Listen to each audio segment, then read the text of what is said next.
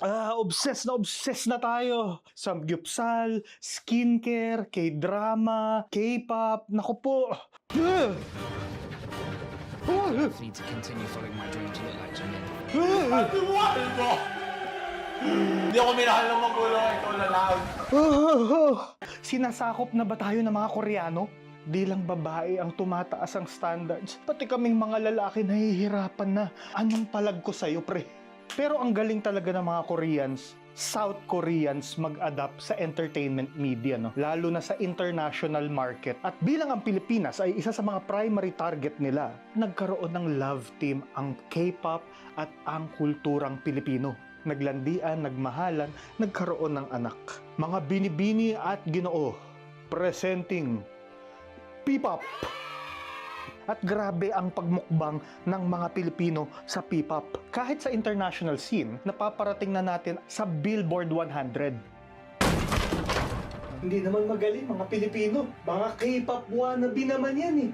Bakit ang daming nagbabash, ang daming naiirita sa P-pop? Di ba ang ibig sabihin ng pop is popular? Pero tanggap nga ba ito sa ating kultura? Ngayon, titignan natin kung ano ang epekto ng P-pop sa ating mga Pilipino at sa industriya. Patok ba talaga ito? O mag-P-pop na parang bula? I-divide ko sa tatlong termino para mas maintindihan natin ang usapang umay na ito step by step. Ang idolo, ang umiidolo, at ang idolatriya. Tignan nga natin yung birth certificate ni P-pop.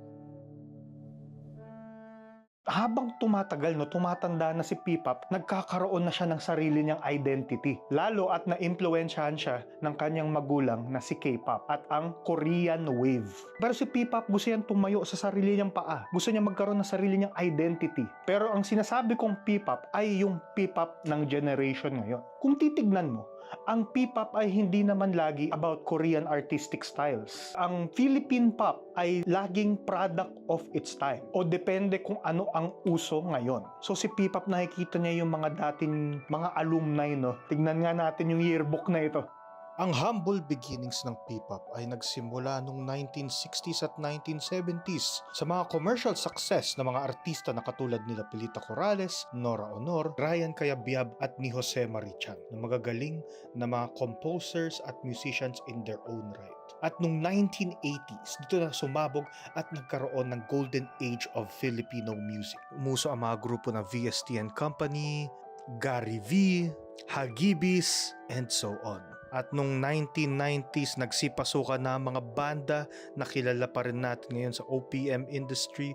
At nung 2000 sa mga R&B hits. At dito rin sumabog ang mga girl groups tulad ng Sex Bomb Girls and Viva Hot Babes. And ngayong 2020s na nga, dahil sa pagkasabog ng Korean pop industry, dito na rin makikilala ang P-pop. So ngayon, si P-pop ay nagkaroon ng identity, no, na gusto niya mag-delve sa idol groups, particularly sa K-pop. Pero ano ba meron sa K-pop? Di na bago sa atin to, no, yung iyayap ko. Pero ang K-pop ay isang genre ng music na nag-originate from South Korea na nagpatalbog ng music industry ngayon. Na dahil sa kanyang business model, sa kanyang talent management, sa kanyang marketing, sa kanyang media presentation, no, yung cinematography, grueling trainings ng mga idols, nakakaiyak. Tinaas nito ang standards na kung ano ang magandang performance. Nasa sobrang level up ng quality, aminin mo man o hindi, iba yung taas ng tingin natin sa kanya, iba yung level na tingin natin sa kanya, na parang ng mga stan, di ba? Mga para sila mga Diyos at Diyosa. Sa paggamit ng K-pop sa gayitong standard at quality, kitang-kita na naaapektuhan na rin negatively ang mga idols at ang mga tao. At sa greatness na na-achieve ng K-pop, na despite the sacrifices na merong positive or negative merits, grabe yung ginawa nila sa industriya. At talagang minukbang ng mga Pilipino ang ganitong klaseng content na eventually naapektuhan tayo ng standard na sinet ni K-pop. Ganun ang kultura eh. Ever-changing, dynamic, nag-iiba. nag-i-influence. Parang yung inspiration sa pagsigaw ni Gold Roger na hanapin ang One Piece na nag-usher ng Great Pirate Age. At ano ang mangyayari kapag na-adapt itong standard na ito sa Philippines? Merong dalawang grupo ng P-pop na nag-pave ng way para sa industriya at magsisilbing ehemplo sa tanong na ito. Ang SB19 at ang BINI. Nagsimula ang SB19 sa pag-release ng dalawang groundbreaking singles nila. Ang una, ang kantang What, na nagsilbing confidence builder nila. Napakaangas ng music video at lyrics nila dito. Nagpakita ng national identity, Filipino lyrics at nagkaroon pa ng wordplay tungkol sa watawat nating Pilipinas. At ang pangalawa naman, ang Mapa, na isang ballad na napakaganda ng estruktura at ng vocals. At nagbibigay pugay rin sa ating mga magulang. Mapa, ma, at pa. Sumabog ito with 102 million views sa YouTube. Talagang groundbreaking, no, na nabuo ang matibay na pundasyon ng modern P-pop na kinikredit pa ni ABS-CBN Head of Television na si Direk Loren Jogi na ang SB19 nga ang nagbuo ng pundasyon na ito. At ngayong napakalakas at napakatibay na ng industriyang ito, tuloy-tuloy lang ang level up ng Pilipinas. Cue in BINI, na nagsimula ang humble beginnings nila sa mga auditions ng Star Hunt Academy hanggang sa mapunta sila sa mga regional shows, mga mall shows na para mabuo ang confidence nila at ang projection nila sa mga tao. Na nagsimula ng debut nila na napanood ko dati, homage song nila na The Coconut Nut, at mas lalong gumanda ang performances, nag-level up ang cinematography, ang artistry, nung nailabas palalo ang Pantropiko na merong 75 million views as of now at ang Salamin-Salamin na meron ng 58 million views sa YouTube. Habang binubuhat ng SB19 ang pundasyon ng modern P-pop at hinihila rin ng BINI pataas, tuloy-tuloy lang ang progress. Pero ika nga, ang bilis ng oras. Ang bilis ng progress in general sa panahon ng internet. At ano naman na nagiging epekto nito sa Pinoy audience?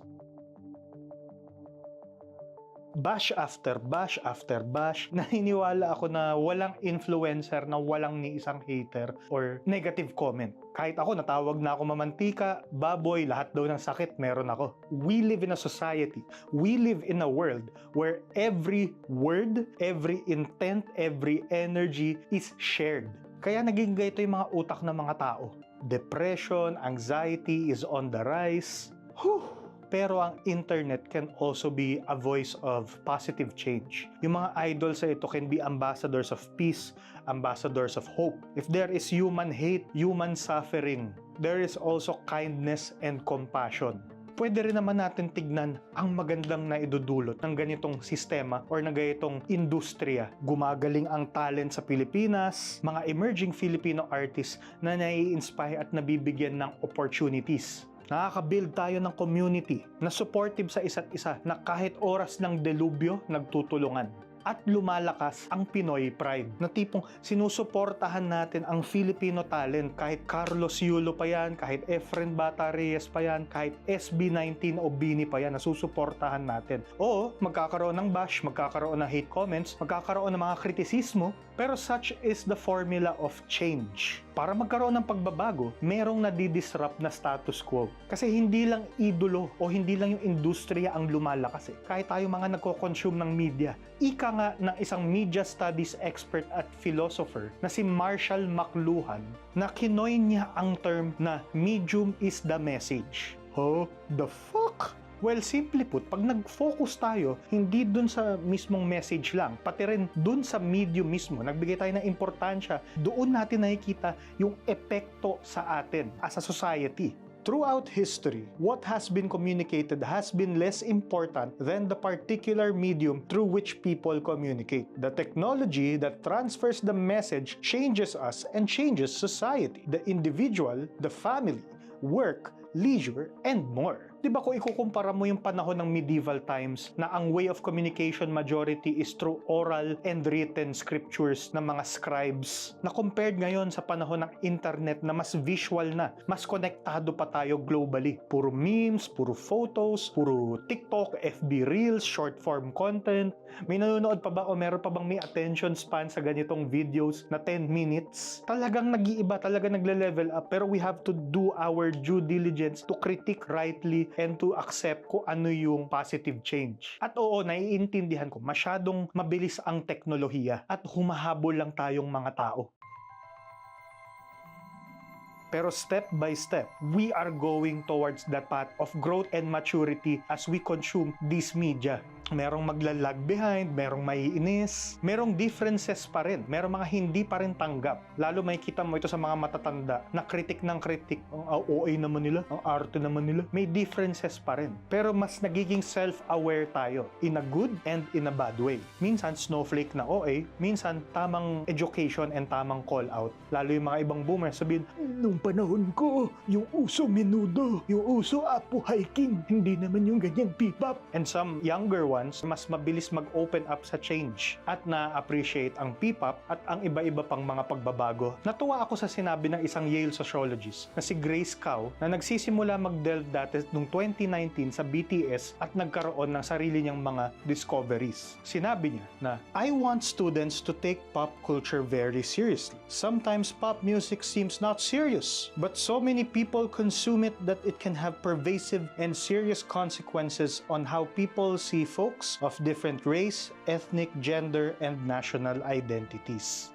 Kaya appreciate the music, compliment the strengths, critique the weaknesses, kasi tayong mga media consumers na nabubuhay sa internet, nagpo-progress tayo as a society.